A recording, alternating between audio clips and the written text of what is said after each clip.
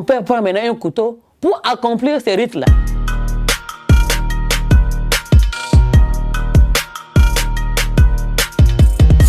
Bonjour, je m'appelle Fatou. Je vais vous raconter comment j'ai osé Jésus.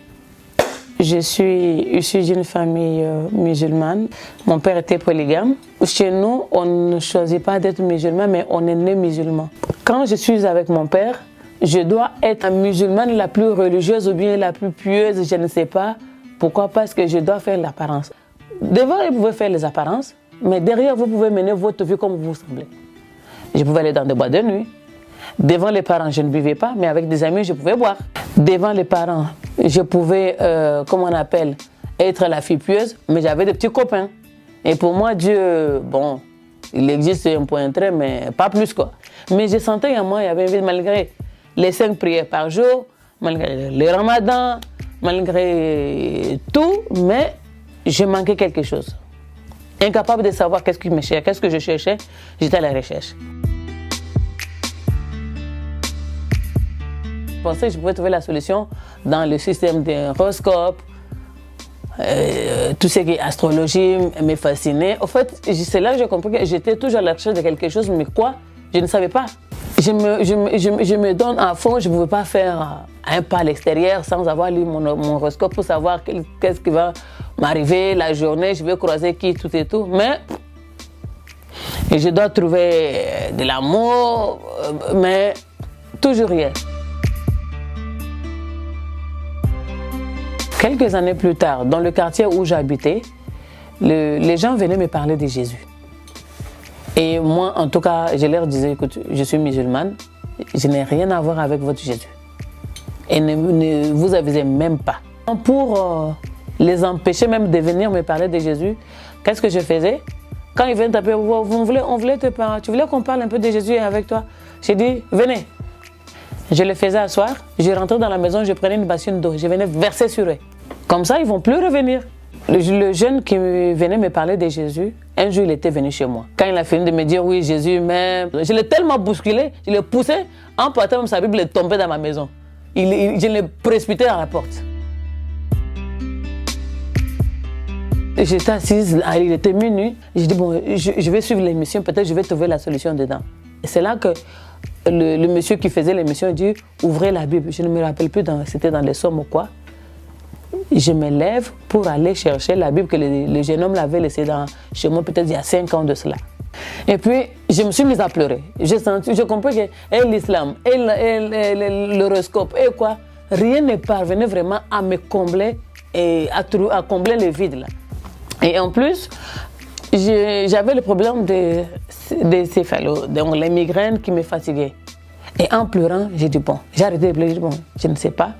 Si toi, Dieu, tu existes vraiment et que tu veux que je te sers, je te demande qu'une seule chose. Il est peut-être 1h30 du matin, 1h30. Je te demande de me laisser dormir jusqu'à demain matin, 8h, sans que je me réveille. Et quand je finis de dire cela, je crois 5 minutes après, j'ai sombré dans un profond sommeil. Et puis le matin, j'ai entendu comme si quelqu'un tambourinait ma porte, qui tapait fort pour que je puisse me réveiller. Puis quand j'ouvre les yeux, j'ai dormi habillée avec ma montre. Quand j'ai ouvert les yeux, le premier réflexe, c'est quand j'ai fait comme ça, j'ai vu, il était 8h00. J'ai eu très peur. J'ai dit, ah, donc Dieu est ici. Et c'est ce jour-là que j'ai osé Jésus en l'acceptant comme Seigneur et Sauveur personnel. Ce jour-là, je reçois la paix. Ce que je n'avais pas, je sens que le vide qui était en moi venait d'être comblé. Mais tout ça à l'insu de ma famille, bien sûr, parce que personne ne pouvait savoir que j'ai accepté les dieux des chrétiens.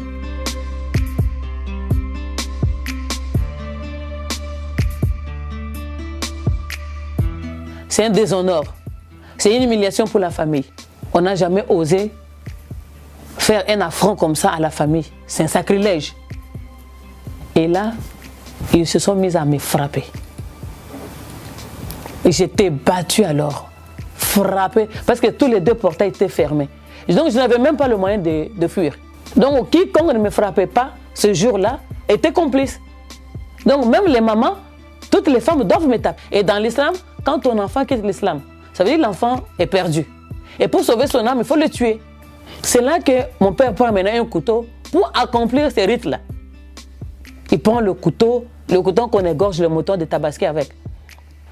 Quand je suis bloqué par terre, il prend le couteau pour me tuer. Moi, j'ai attrapé le couteau avec ma main et le sang a jailli de ma main. J'ai même les marques là ici. C'est notre locataire qui travaille dans un cabinet juridique. Et puis, lui, il a ouvert le portail. Il a dit, moi, je préfère sortir. Comme ça, si vous la tuez, au moins, je ne suis pas témoin.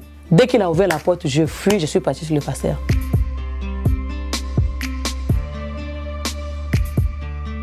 C'est là qu'il m'a dit, à partir d'aujourd'hui, je te maudis. Si je suis réellement ton père, tu deviendras, je souhaite même que tu deviennes une prostituée, une droguée, une escroc, une voleuse, soulard. Tu n'es plus ma fille, je t'ai banni de ma vie, tu n'existes plus. Et je lui ai dit, tu es mon père, je n'en disconviens pas. Mais tu es aussi le canal par lequel le Seigneur est passé pour m'envoyer sur la terre. Maintenant, si moi je t'ai fait quelque chose du mal, tout ce que tu as fait, tu as dit là, ça va m'arriver. Mais si j'ai abandonné cette mauvaise vie-là et je commençais à suivre Jésus de tout mon cœur, je commençais à mener une vie de sanctification, je deviendrai tout sauf ce que toi tu as dit. Je savais que sur la terre, personne ne pouvait m'aimer comme Jésus m'a aimé. J'avais qu'un choix, m'accrocher.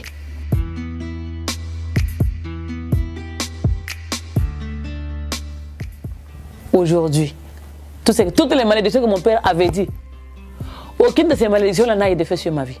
J'ai repris les cours. Elle a dit je ne me marierai jamais.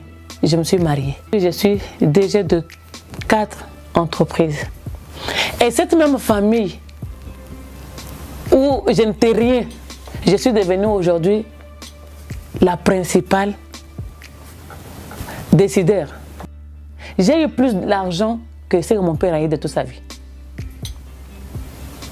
De tous les enfants de mon père, il n'y a pas eu une personne qui a été bénie dans sa vie comme moi j'ai été bénie en Jésus. Il n'y a que quand j'ai osé Jésus que j'ai pu avoir la paix, que j'ai pu être même stabilisé. Et s'il y a quelqu'un qui va lire, qui va entendre cette vidéo, qui va m'entendre bien, qui va lire, je lui dirai tout simplement, osez Jésus.